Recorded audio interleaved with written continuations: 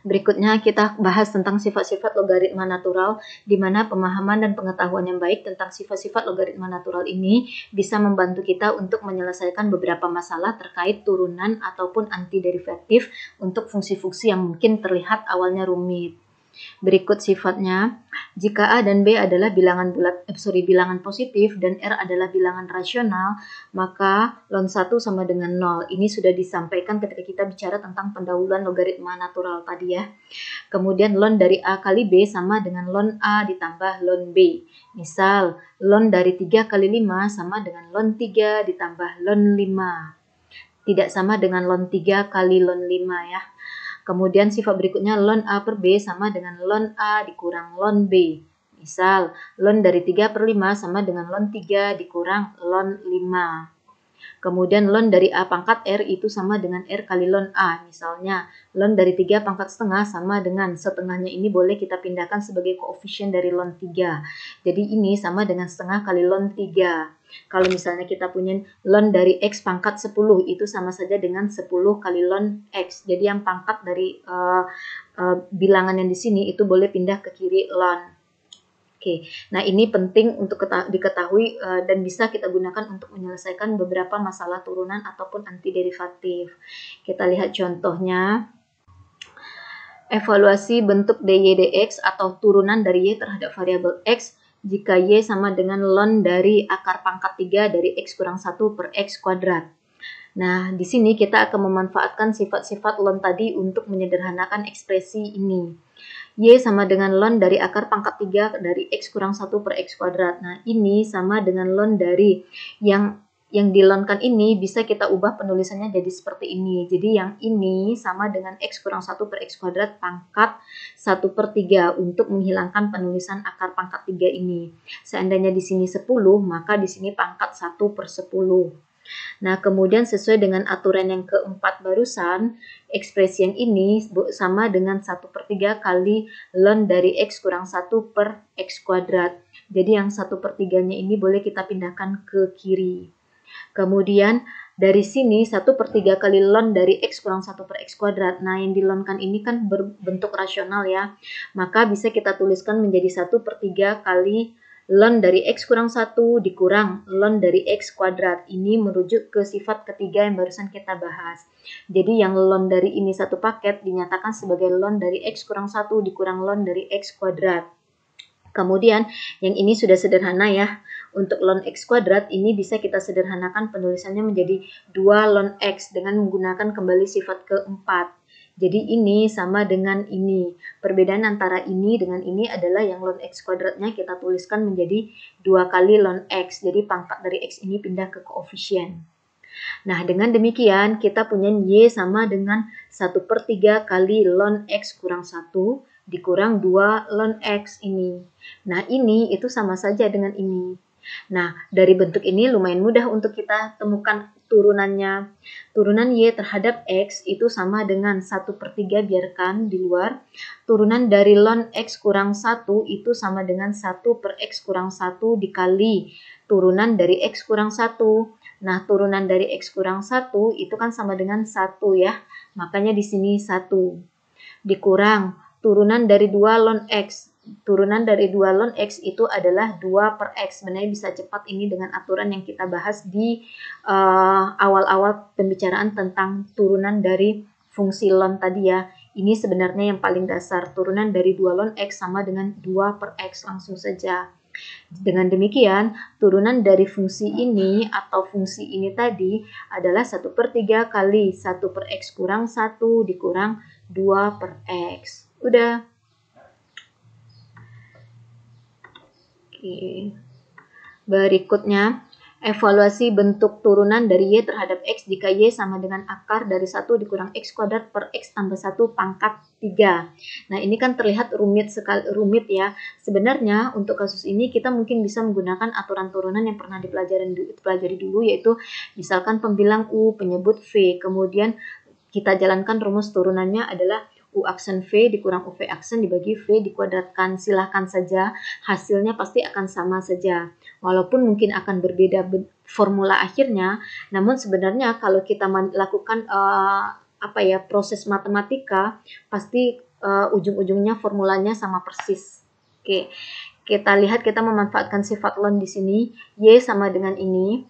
Kemudian triknya adalah kita lonkan masing-masing ruas, sehingga yang dikirim jadi lon Y, yang di ruas kanan menjadi lon dari akar 1 dikurang X kuadrat per X tambah 1 pangkat 3. Nah, karena yang dilonkan ini adalah berbentuk rasional atau pembagian, maka yang di kanan ini boleh kita tuliskan menjadi ln dari akar 1 dikurang X kuadrat kurang ln dari X tambah 1 ini dipangkatkan 3. Nah, yang ekspresi akar ini kan boleh dinyatakan sebagai pangkat setengah ya. Jadi yang ini sama dengan ln dari 1 dikurang X kuadrat pangkat setengah. Dikurang. Yang ini gunakan sifat keempat tadi di mana pangkat dari fungsi yang dilonkan itu boleh kita pindahkan ke kirinya ln. Jadi kurang 3 kali ln X tambah 1. Nah, untuk yang ini kembali kita pindahkan yang pangkat ini ke kiri. Jadi setengah ln dari 1 kurang X kuadrat dikurang yang ini tetap ya, tidak ada perubahan karena sudah sederhana. Dengan demikian, ln Y sama dengan ini. Nah, yang kita butuhkan turunan Y terhadap X. Maka terhadap persamaan yang terakhir ini, kita temukan turunan implisitnya. Sudah dibahas juga di kalkulus 1. Turunan implisit dilakukan karena di sini kan kita melihat ada dua variabel ya, yaitu Y dan X. Ternyata Y-nya dinyatakan sebagai suatu fungsi di sini. Kemudian Y itu adalah fungsi terhadap variabel X. Sehingga diturunkanlah ln Y ini terhadap variabel X. Turunan ln Y terhadap X adalah, nah turunan ln Y aja adalah kan 1 per Y. Kemudian dikali dengan turunan dari Y ini sendiri, yaitu dy dx. Turunan dari Y terhadap X kan dy dx. Ini aturan implisit. Nah, sama dengan turunkan ruas kanan, turunan dari setengah kali 1 dikurang X kuadrat adalah 1 per 2 dikali. Nah, kali turunan dari fungsi yang dilonkan. Turunan dari fungsi yang dilonkan yaitu 1 dikurang X kuadrat, turunannya adalah negatif 2X kan ya. Jadi ini di sini negatif 2X per fungsi yang dilonkan ini. Oke, kemudian dikurang turunan dari 3 kali ln X tambah 1 sama dengan 3 kali turunan dari X tambah 1 adalah 1 per fungsi yang dilonkan X tambah 1. Jadi setiap kali kita menemukan turunan dari ln dari suatu fungsi, maka fungsi yang dilonkan itu selalu berada di penyebut nih. Nah, berikutnya 1 per Y kali dy dx sama dengan yang di sini negatif 2 bagi 2 adalah negatif 1, kemudian negatif 1 dikali X, yang di pembilang ini menjadi negatif X, per penyebutnya tetap, kemudian dikurang 3 kali 1 adalah 3 per X tambah 1. Nah, yang kita mau temukan kan dy dx ya. Maka pindahkanlah kali 1 per Y ini dari kiri ke kanan, atau di kiri ini kan Y-nya dibagi dengan Y ya. Maka pindahkan ke ruas kanan menjadi dikali dengan Y. Jadi tersisa di ruas kiri dy dx sama dengan semua ini dikali dengan Y. Jadi dy dx sama dengan Y kali ini. Atau jadinya ini. Nah, kita ubah kembali. Tadi kan pemisalan kita Y itu bukan pemisalan sih. Y itu kan fungsinya ini. Maka ganti Y di sini dengan ini. Yaitu ini dia, dikali ini. Dengan demikian, turunan Y terhadap X, jika Y-nya adalah ini, sama dengan ini dia turunannya. Oke, jadi boleh dicoba juga dengan menggunakan aturan turunan yang pernah kita pelajari di kalkulus 1. Mungkin terlihat seperti berbeda, namun kalau kita lakukan beberapa formula matematika, penurunan-penurunan formula, maka ujung-ujungnya hasilnya akan sama saja. Ini adalah salah satu alternatif untuk menyelesaikan turunan dari fungsi yang terlihat rumit. Nah, berikutnya integral dari tangen X. Nah, kalau ketika kita membicarakan antiderivatif dari fungsi trigonometri sebelumnya, kita tidak ada membicarakan integral dari tangen X. Nah, di sini baru dibicarakan integral dari tangen X karena kita sudah mempelajari fungsi logaritma natural. Integral dari tangen X. Nah, kita ketahui bahwa tangen X itu sama dengan sinus X per kosinus X. Jadi emang dari aturan atau definisinya bahwa nilai tangen itu sama dengan nilai sinus dibagi nilai kosinus.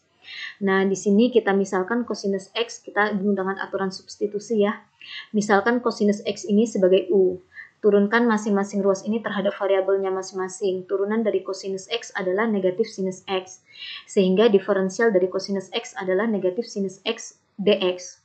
Kemudian diferensial dari U terhadap U adalah du.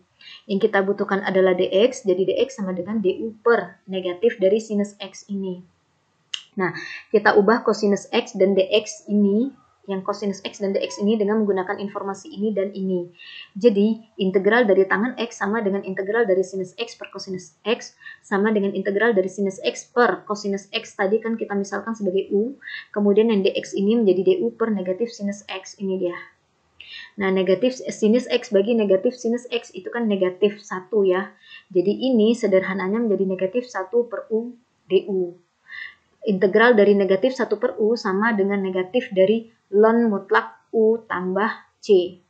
Nah, yang kita variabel yang muncul di integran kita kan X tadi ya. Maka kembalikan ke pemisalan kita tadi bahwa U itu sama dengan cosinus X. Sehingga integral dari tangan X adalah negatif dari ln dari mutlak dari cosinus X tambah C. Cosinus X karena kita mengganti U ini dengan yang kita misalkan tadi.